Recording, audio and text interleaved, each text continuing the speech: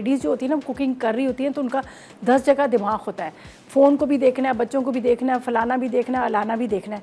तो क्या उस जल्दी में क्या होता है कि बाज़ दफ़ा हमारी स्लीव के अंदर ये अटक जाता है, ये जो हैंडल है स्लीव के अंदर अटक जाता है, तो जिसकी वजह से कि गरम गरम ऑयल गिर भी जाता है।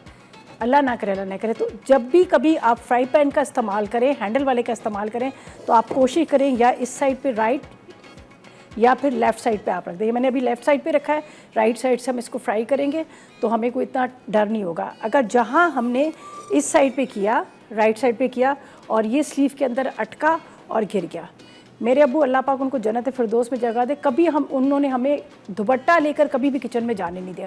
वो कहते थे हम बेध्यानी में दुपट्टे से ऐसे पकड़ते और आग लग जाती है।